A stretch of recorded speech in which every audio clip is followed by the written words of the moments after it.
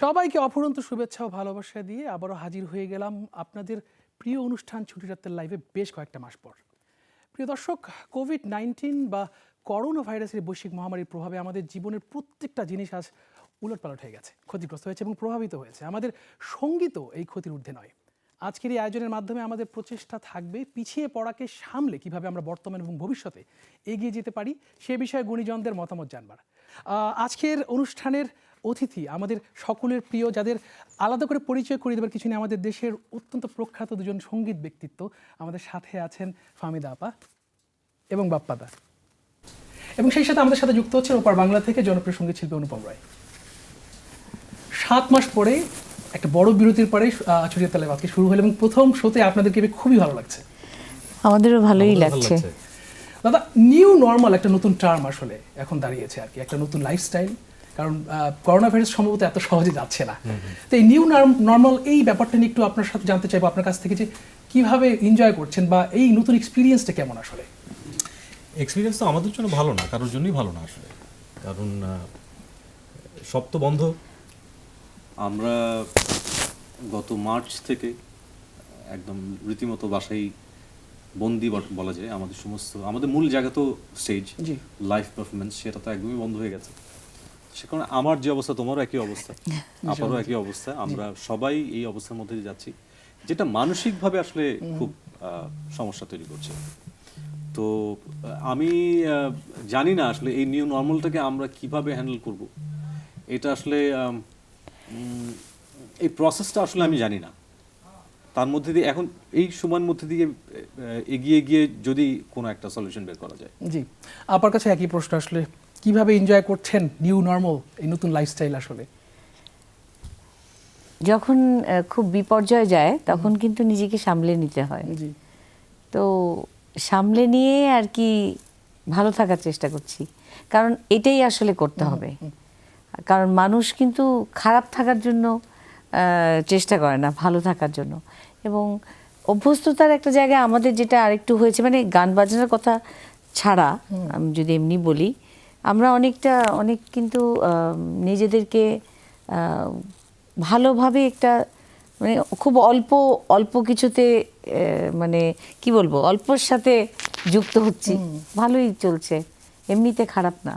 জি দাদা, সেভাবে দেখলে হয়তো বা স্বাস্থ্যবিধি মেনে হোক না মেনে হোক অনেক কিছু শুরু হয়ে গেছে আসলে, শুধু হয়তো বা শিক্ষা প্রতিষ্ঠান, এবং সেই জায়গা থেকে আসলে আমাদের সঙ্গীতটা আসলে মনে হয় যে প্যান্ডেমিকের ঠিক শুরুতে যেরকম ছিল এখনো কি সে অবস্থানে আছে কিনা, মানে কি দেখছেন আসলে, কোনো কি অগ্রগতি হয়েছে কিনা? আমার মনে হয় যে সবকিছু তো চলছে, সবকিছুই শুরু হয়ে গেছে, কিন্তু সেই জায়গায় আমাদের পার্টিকুলারলি গানের জায়গাটা শুরু হয়নি।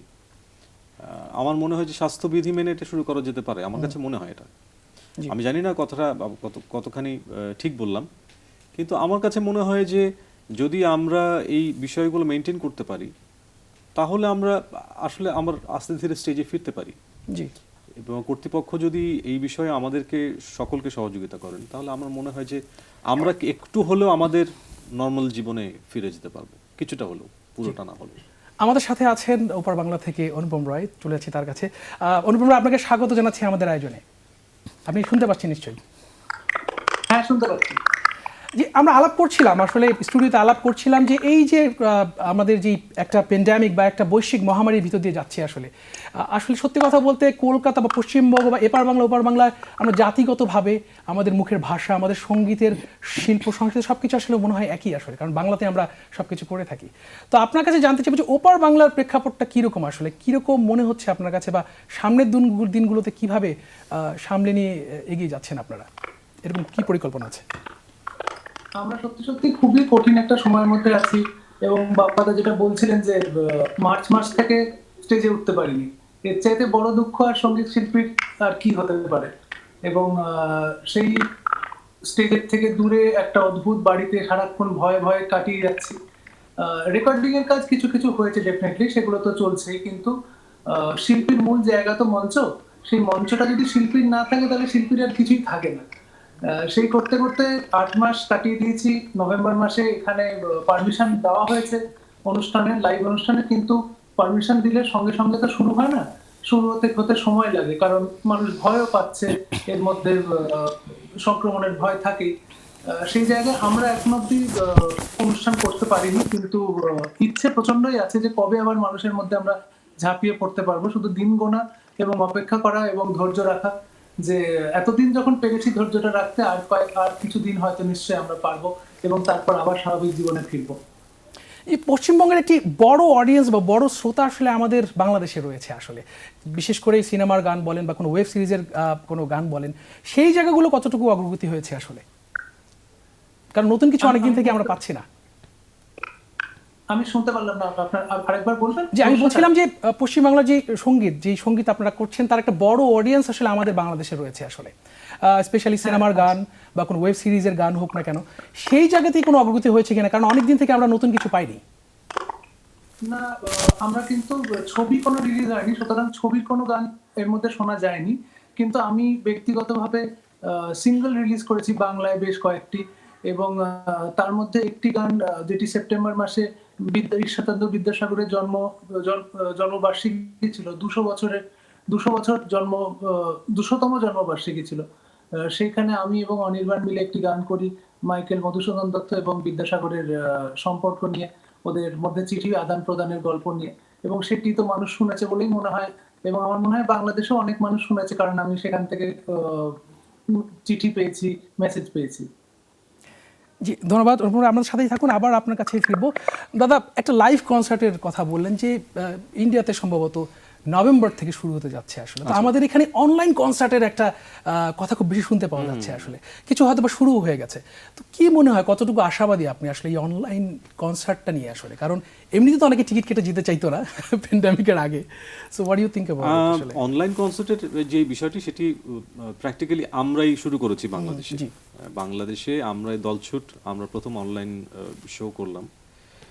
অনলাইনে আসলে কাজ করা যায়, কিন্তু একটা সমস্যা কি জানো, সেটা হচ্ছে অনলাইনে ব্যান্ডউইথের কারণে হোক বা যে কোনো কারণেই হোক, ওই প্রান্তে বসে যে গানটি শুনছেন সে না ওই পুরো ইয়েটা পান না, পুরো ব্যাপারটা পান না। কারণ হচ্ছে অনেক লস হয়, অনেক ডেটা শ্রিঙ্ক হয়ে যায়, অনেক ফ্রিকোয়েন্সি যায় না, পার্টিকুলারলি লো ফ্রিকোয়েন্সি নিয়ে খুব সমস্যা হয়।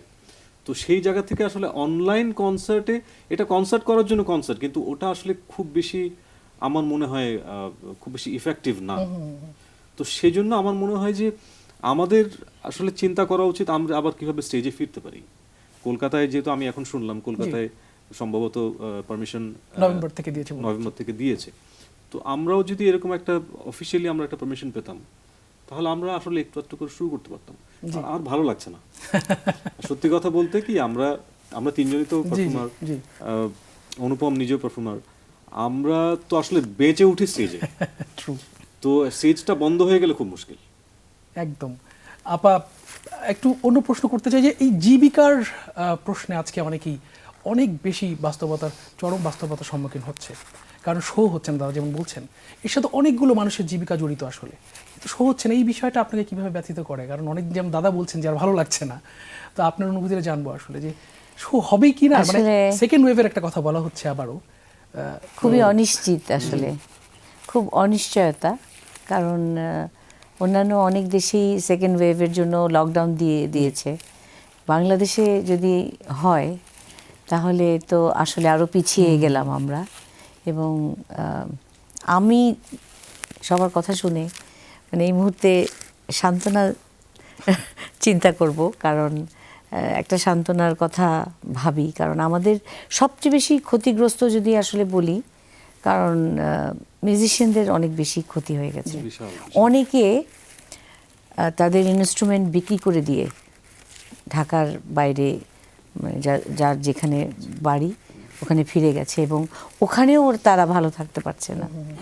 তাদের ভীষণ রকমের কষ্ট, মানে আমি আসলে এটা বলা যাবে না। কিন্তু আমাদেরকে আসলে একটা, যেমন সেকেন্ড ওয়েভ বা করোনা এত তাড়াতাড়ি যাচ্ছে না, তেমনি আমাদেরও কিন্তু সঙ্গীত অঙ্গনের জন্য কিছু একটা ভাবতে হবে, সেকেন্ড থট একটা তৈরি করতেই হবে। কারণ ওই অনলাইনের বিষয়টা আসলে আমি বলবো একেবারেই শিল্পীর জন্য, ওই যে অনুপম বাপ্পা যেটা বলছে যে স্টেজ মানে তো একটা প্রাণ খোলা ব্যাপার, অনলাইন হলো আমি বন্দি, আবার সেই বন্দিত্বের জায়গায় কোথায় কখন জোরে গাইতে হবে, কখন কোনখানে প্রাণ দিয়ে সবাই তালি বাজাবে, একটা প্রাণ খোলা বিষয়টাই তো নাই।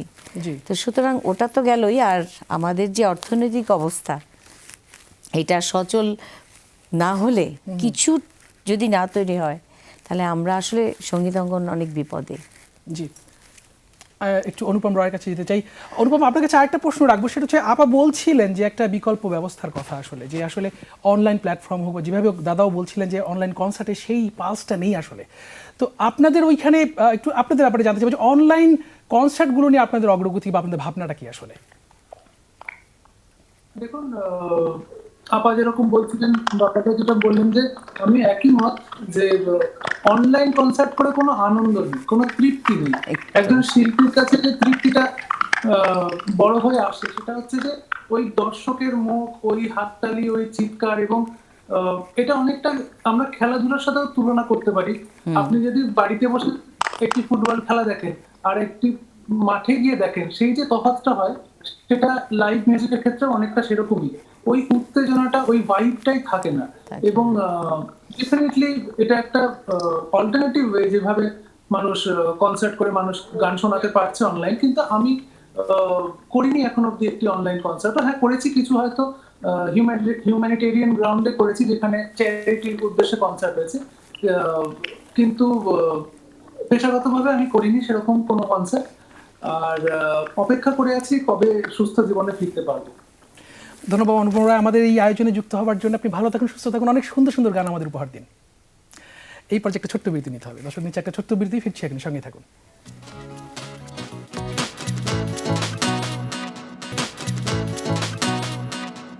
যে দর্শক, আবারও ফিরে এলাম আপনাদের প্রিয় অনুষ্ঠান ছুটি রাতের লাইভে। দাদার কাছে প্রশ্ন রাখতে চাই যে ওই জীবিকার প্রশ্নটাইতে আবার আসতে চায়। অনেকে ঢাকা ছেড়ে চলে যাচ্ছেন দাদা, অনেকে ইনস্ট্রুমেন্ট বিক্রি করে দিচ্ছেন, অনেকে জীবিকার মাধ্যমটাকে পরিবর্তন করছেন। সরকার থেকে বলা হচ্ছে যে একটু প্রণোদনার ব্যবস্থা করা হচ্ছে, বাট সরকারকে তো অনেকগুলো বিষয় মাথায় রাখতে হয়। আমাদের সঙ্গীত তো সবসময় একটু কর্পোরেট পৃষ্ঠপোষকতা নির্ভরশীল ছিল আসলে। তাদের কি এখন ভূমিকাটার ব্যাপারে একটু জানতে চাইবো, তারা কি উদাসীন নাকি তারা কাজ করছেন? দেখো, আমি এই প্রসঙ্গে আমি একটু অন্য লাইনে কথা বলতে চাই। সেটা হচ্ছে, আমাদের আসলে পরমুখাপেক্ষী হয়ে থাকতে হবে কেন? আমরা হচ্ছে কি, আমরা প্রথম থেকে আমাদের টোটাল সিস্টেমটা এত মানে ভুল একটা সিস্টেমের মধ্যে দিয়ে আমরা এতদিন কাজ করে এসেছি। আমাদের সিস্টেমটা যদি প্রপারলি কাজ করতো, তাহলে কিন্তু আমাদের আজকে এই অবস্থা হতো না। আমাদের এন্টায়ার সিস্টেমটাই না খুব রং ওয়েতে গত 30, 35, 40 বছর ধরে বা 50 বছর ধরে কাজ করে চলছে। আমরা যদি এখানে অন্য একটা বিষয় চলে আসে, যেটা খুবই ইম্পর্টেন্ট, সেটা হচ্ছে একজন শিল্পীর রয়্যালটি বা একজন গীতিকার, একজন সুরকার, তাদের রয়্যালটি সিস্টেম, এটা যদি প্রথম থেকেই যদি এস্টাবলিশড হতো, তাহলে না অনেক মানুষ বেঁচে যেত আসলে। আর সব কিছুর জন্য আমরা না ক্রমাগত আমরা গভর্নমেন্টকে বলি, যে সরকারকে বলি, সরকার কেন করছে না? সরকার কত করবে? লিমিট আছে তো। জি। তো আমরা আমাদের সিস্টেমটাকে যদি এখন, এটা হচ্ছে মোক্ষম সময় আমি বলবো, সিস্টেমগুলোকে ঠিক করার, পিলারগুলোকে ঠিক করার এখন সব থেকে ভালো সময়। এই সময়টাকে আমার মনে হয় কাজে লাগানো দরকার। একদম। আর প্রণোদনার যে বিষয়টি, এটা হলে নিশ্চয়ই ভালো হতো, কিন্তু কেন হচ্ছে না সেটা আমি জানি না, সেটা ঊর্ধ্বতন কর্তৃপক্ষ যারা আছেন তারা বলতে পারবেন। কিন্তু আমার মনে হয় আমাদের আসলে এখন অনেক বেশি প্রয়োজন সমবেতভাবে কাজ করা। জি। সকলকে একসাথে কাজ করা, একসাথে, এছাড়া কোনো উপায় নেই। কিন্তু এই কর্পোরেট, আমি যেটা বলতে চাচ্ছিলাম, যারা কমার্শিয়াল মিউজিকের সাথে বা এই কার্যক্রমের সাথে জড়িত আর কি, যারা বিভিন্ন রকম কমার্শিয়াল অনুষ্ঠানগুলোকে পড়ে তাদের জীবিকা নির্বাহ করতেন, তারা তো একেবারে একটা ফুল স্টপ চলে এসেছে তাদের জীবিকার কাছে আর কি। যেগুলো আসলে যেমন গত বছরে আমাদের কথা বলছিলাম যে সিজনটা ছিল অনেক বেশি গ্লোরিয়াস, সেই তুলনায় এবার তো কোনো সই হচ্ছে না। তারা তাদের ইনস্ট্রুমেন্ট পর্যন্ত বিক্রি করে দিচ্ছেন, আপনি যেটা বললেন। একদমই। তো সেই জায়গাতে তাদের ক্ষেত্রে এই কর্পোরেট ওয়ার্ল্ডটার কি আরেকটু তাদের অ্যাপ্রোচটাকে আরেকটু উদার হওয়া উচিত কিনা, আমি এটা জানতে চাচ্ছিলাম আসলে। কর্পোরেট ওয়ার্ল্ড যদি এখানে কোনো কিছু করতে চান, তাহলে তো অত্যন্ত সুসংবাদ এটা আমাদের জন্য। কিন্তু আমি যেটা বলতে চাচ্ছি যে কর্পোরেট ওয়ার্ল্ডের আগেও মেইন জায়গাটা হচ্ছে আমাদের আসলে একটু সুসংহত হওয়া দরকার ছিল, যেটা আমরা হইনি। আমার মনে হয় যে এখন সেই সময়। আর আমি যে বলবো যে তারা আমাদের জন্য করছে না কেন, কর্পোরেটরা আমাদের জন্য করছে না কেন, বিজনেস নাই তো, কারো তো আয় হচ্ছে না, সবার আয় বন্ধ হয়ে গেছে। এখন যার আয় বন্ধ হয়ে গেছে সে কোথায় ইনভেস্ট করবে, ভেরি ওয়েল সেড দাদাজি। সে খরচটা করবে কিভাবে? এগ্রিড। তো সব দিকই ভাবতে হবে আসলে। তো আমার মনে হয় যে এখন হচ্ছে সব থেকে ভালো সময় যে একত্রিত হয়ে কাজ করা। এর মধ্যে অত্যন্ত চমৎকার কিছু ঘটনা ঘটেছে এই করোনার সময়। সেটা হচ্ছে কণ্ঠশিল্পীদের, সুরকারদের, গীতিকবিদের এক একটি সংগঠন হয়েছে, যেটি অত্যন্ত আশাপ্রদ একটি বিষয়। কিন্তু এইখানে একটা বিষয় আমি জোর দিয়ে বলতে চাই আপা, সেটা হচ্ছে সংগঠন যাই হোক না কেন, এক সংগঠনের সাথে এক সংগঠনের প্রতি আরেক সংগঠনের, শ্রদ্ধাবোধ। একজনের প্রতি আরেকজনের যদি শ্রদ্ধা না থাকে তাহলে সংগঠন করে কিচ্ছু হবে না। শ্রদ্ধাবোধটা থাকতে হবে আগে, তাহলেই আসলে প্রপারলি ফাংশন করা যাবে, আদারওয়াইজ করা যাবে না। সেই সূত্র ধরে একটু দাদার কথা সূত্র ধরে একটু আপনার কাছে একই রকম প্রশ্ন রাখতে চাই। দাদা একটা সংগঠনের কথা বলছেন যে একক শিল্পীদের একটি সংগঠন হয়েছে, গীতিকার সুরকারদের একটি সংগঠন হয়েছে, ব্যান্ডের তো আছেই বাম্বা। তো আপনার কাছে কি মনে হয় যে দাদা বলছেন যে শ্রদ্ধাবোধের একটা কথা বলছেন, আসলে আপনি কি মনে করেন একটা সঠিক নেতৃত্বের দরকার আছে কিনা প্রত্যেকটা সংগঠনের? আমি যদি বাপ্পার ওই কথাটা নেই যে আমাদের আসলে একত্রিত হয়ে কাজটা প্রথমে করতে হবে। জি সংগঠন এখন তো তৈরি হয়েছে নতুন করে, কিন্তু বিগত অনেক বছর আগেও এরকম সংগঠন অনেক তৈরি হয়েছে, জি কিন্তু কারোর প্রতি কারো রেসপেক্ট না থাকাতে সেই সংগঠনগুলো নেই টিকতে পারেনি। জি নেই যে কজন থাকে হয়তো 2-1 থাকে, কিন্তু সবাই ছন্ন ছাড়া, জি। মানে সবাইকে একত্রিত করাটা বেশি জরুরি। আর সবচেয়ে বড় বেশি জরুরি যেটা আসলে ওই যে শ্রদ্ধাবোধ, যে আমি আসলে কি করতে চাই। কারণ আমরা এমন একটা সিচুয়েশনের মধ্যে আমরা কেউ কাউকে ছাড়া আসলে আগাতেও পারবো না। জি একদম। আর কখনোই ছিল না এটা কিন্তু আগেও ছিল না। টিমওয়ার্কে অনেক ভালো কাজ হয়, উইদাউট টিমওয়ার্ক টিমওয়ার্ক ছাড়া কখনোই কোনো কিছু সম্ভব না। এটা কোনোদিন হবে না। এটা আমি সবসময় বিশ্বাস করি বলে আমাদের যখন আমরা একসাথে কাজ করি, আমরা কিন্তু এক একটা গানের জন্য কিন্তু আমরা একদিন সময় নিই না, আমরা 4-5 দিন, 1 সপ্তাহ, 1 মাসও কখনো কখনো গান হয়েছে। এটাতে মানে কি, এটা একটা ভালোর জন্য। আমি তো বললাম গান তৈরির ব্যাপারে, কিন্তু এখন যে আমরা যে প্যান্ডেমিক সময়ে আমরা যে বিপর্যয়ের মধ্যে দিয়ে যাচ্ছি 8 মাস ধরে, আসলে বলতে গেলে সত্যি কথা প্রত্যেকটা সঙ্গীত পরিবারে কারো কিন্তু কোনো ইনকাম নেই। একদম। তো সেই জায়গাটা যখন টুকটুক করে কিছু কাজ হয়, ওটাকে তো আসলে কাজ বলা যাবে না। আজকে যেমন আমরা এসেছি, তাই না, এটাকে কিন্তু কাজ বলা যাবে না ওভাবে। আমরা একটা আমাদের ভালো লাগছে কিন্তু আজকে, খুব ভালো লাগছে, কারণ আমাদের মনে হচ্ছে এই পরিবেশটা আমরা বহুদিন দেখিনি। বহুদিন। আমি নিজেও দাদা আমি খুবই আজকে উচ্ছ্বসিত আর কি। হ্যাঁ। এই বিষয়ে আমি অফিয়ারে কথা বলবো আপনার সাথে। চমৎকার লাগছে যেমন আজকে, হ্যাঁ, যে মানে যারা আমাদেরকে দেখছে তারাও একটু প্রাণ পাবে। হ্যাঁ, তো বিষয়টা হচ্ছে আমরা যেহেতু মানুষের প্রাণ মানে কি বলবো সঞ্চারিত করি, জি শিল্পীদের কাজ এটা। নিজে যতই কষ্টে থাকি না কেন, আমাদের কাজ হচ্ছে মানুষকে প্রফুল্ল করা।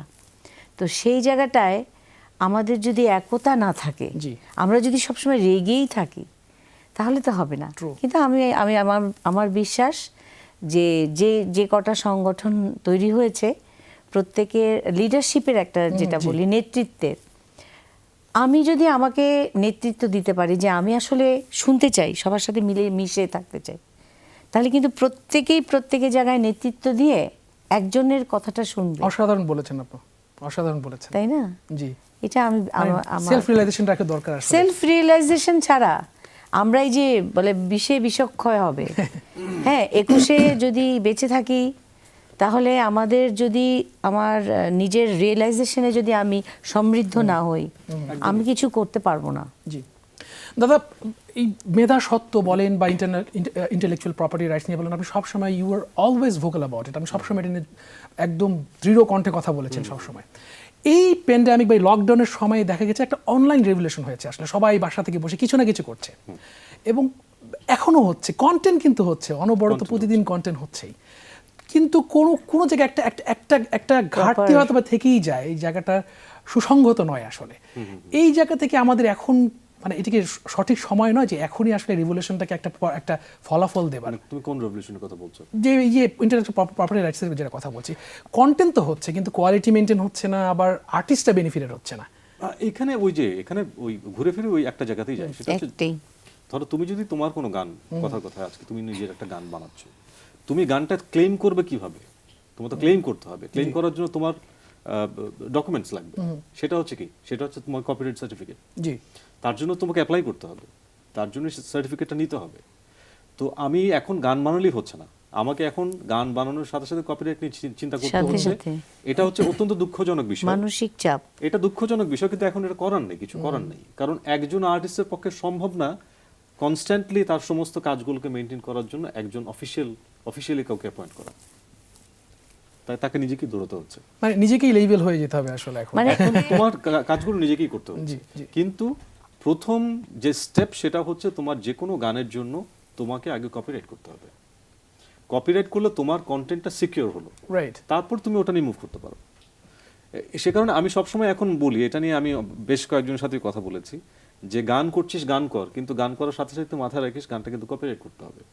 তুই গান করিস বা গান লিখিস, যাই করিস, সব তো আমার ছোট, ওদেরকে তুই করেই বলি আমি।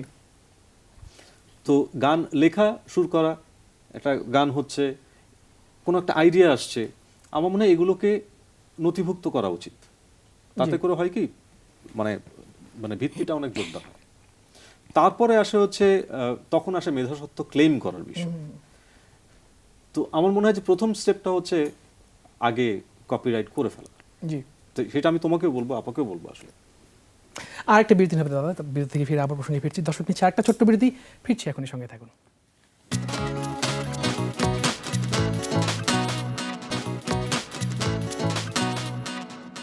যে দর্শক আবারও ফিরে এলাম আপনাদের প্রিয় অনুষ্ঠান ছুটি রাতের লাইভে। বিরতিতে যাওয়ার আগে কপিরাইট নিয়ে কথা বলছিলাম, আসলে আবার সেই জায়গাটাতে আসতে চাই। এই যে একটা কপিরাইট নিয়ে আমরা বলতে গেলে অনেকের থেকে খুব বেশি রিজিডলি, খুব বেশি কমপ্লেক্স করে ফেলছি কিনা, মানে সব কিছুই নিজের করে ফেলছি, যে গান চর্চাটা হচ্ছে না। আপনি যেরকম বলছিলেন কিছুক্ষণ আগে, যে গান তো আসলে বেঁচে থাকে, যেমন আপনি বলছিলেন আপনার বাবার কথা বলছিলেন, যে তিনি বেঁচে আছেন, তার গানগুলো চর্চা হচ্ছে দেখে বিভিন্ন কণ্ঠে। তো সেই জায়গা থেকে আমরা কি খুব বেশি কমপ্লেক্স করে ফেলছি কিনা জায়গাটা, কপিরাইট বলে বলে আসলে? কপিরাইট আমরা যে সেন্সে বলতে চাচ্ছি, যে একটা যিনি মানে পাশের দেশের দিকেই যদি তাকাই, ওদের সিস্টেমটা খুব সুন্দর অনেক আগে থেকে। আমাদের সিস্টেম কখনোই তৈরি হচ্ছে না।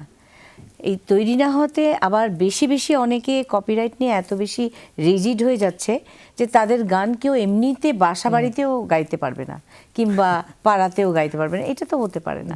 তো একটা শিল্পী বেঁচে থাকে তার গানে। তা আমি যদি বলি আমার গান তুমি এখন গাইতে পারবে না, আমার বাবার গান তুমি গাইতে পারবে না, এটা তো হবে না আসলে। শিল্পী বেঁচেই থাকে শিল্পীর ভালোবাসা মানুষ শ্রোতার জন্য। শ্রোতায় ভালোবাসা না পেলে তো শিল্পীর বেঁচে থাকার কোনো মানে নাই। জি, দাদা কি বলবেন এই বিষয়ে? অনেকে তো আসলে গান করছে, রিকম্পোজ করে গাচ্ছে আর কি। তো না, এইখানে যেটা আমরা একটা প্রস্তাবনা দিয়েছিলাম, একটা বাম্বা থেকে এসেছিল, যেটি ছিল এরকম, সেটি হচ্ছে যে অনুমতি ছাড়া কোনো কমার্শিয়াল ভাবে কেউ কোনো গান ব্যবহার করতে পারবে না। সেটা কেন কথাটা বলা হয়েছে আমি একটু খুলে বলি, কারণ এটা নিয়ে অনেক ধরনের মানে ভুল কনসেপশন তৈরি হয়েছে অলরেডি। ধরো আমার কোনো একটি গান আমি জানিও না, এই গানের সাথে সম্পৃক্ত যারা যারা আছে তারা কেউই জানে না, কিন্তু গানটা হঠাৎ করে কেউ একজন তার মতো করে রিঅ্যারেঞ্জ করে অনেক টাকা খরচ করে ভিডিও করে দেখলাম যে ইউটিউবে হঠাৎ করে আমার একটা গান চলছে। এটা আসলে অন্যায়। আমাদের কমপ্লেইনগুলো এই জায়গাতে, সেটা হচ্ছে কমার্শিয়ালি কোনো গান ব্যবহার করা যাবে না, বাণিজ্যিকভাবে কোনো গান ব্যবহার করা যাবে। তো গান করতে চাইলে করো, কোনো সমস্যা নেই। তুমি আমার গান বা আমাদের গান তুমি আড্ডায় গাও, তুমি ফাংশনে গাও, কোথাও কোনো সমস্যা নেই। কিন্তু কমার্শিয়ালি ব্যবহার করা যে ব্যাপারটাকে আমরা বলতে চাচ্ছি, আমাদের মূল কনসার্নটা সেটা। এবং সেখানে আসলে আমার মনে হয় যে এখানে ভুল বোঝার কোনো অবকাশ নেই। জি, তো এটা অত্যন্ত মানে সহজ স্বাভাবিক একটা প্রসেস। মানে অ্যাওয়ারনেসটা আসলে একটু দরকার আসলে, হ্যাঁ, এক্স্যাক্টলি। এবং মানে তুমি যদি ধরো আমি তোমার একটি গান যদি গাইতে চাই, তাহলে আমি যদি তোমাকে একটু জানাই যে পলাশ তোর অমুক গানটা আমি আজকে একটু স্টেজে গাবো, বা আমি একটু গাবো এক জায়গায়, ভুল টুল হলে কিছু মনে করিস না। তো আমাদের সম্পর্কের জায়গা তো এখানেই, তাই না? তো এখানে আসলে খুব বেশি কমপ্লিকেশন নাই। মূল ঝামেলার জায়গাটা হচ্ছে বাণিজ্যিক ভাবে ব্যবহার করা। তো সেখানে যদি আমরা সবাই একটু সচেতন হই, তাহলে আমাদের মনে অনেক সমস্যা কমে যায়।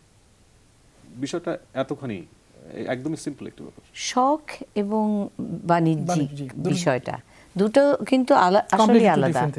একসাথে করে ফেললেই কমপ্লিকেটেড হয়ে যাবে আর কি। জি। আর শিল্পী বেঁচেই থাকে শ্রোতার মনে, তাদেরকে প্রাণ ভরে গান শুনতে দেয়া হোক, প্রাণ ভরে তারা গান করুক, কিন্তু কমার্শিয়ালি যেটা বললো এই জিনিসটা তো আসলে কেউ করবে না, ট্রু। করা উচিতও না। জি। আর এমনিতে স্বাভাবিক যে বিষয়, শিল্পীর সাথে শ্রোতার যে বন্ধনটা, সেটা সুন্দর থাকুক, কোনো সমস্যা নাই।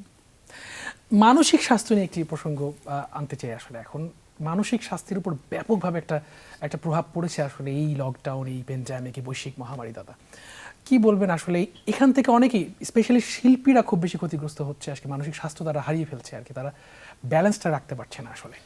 শুধু শিল্পী না, চিন্তাশীল যে কোনো মানুষ, জি, মানে ক্রিয়েটিভ আর্টের বা যে কোনো চিন্তাশীল যে কোনো মানুষ, সৃষ্টিশীল যে কোনো মানুষই প্রচণ্ডভাবে মানসিকভাবে বিধ্বস্ত হয়ে গেছে।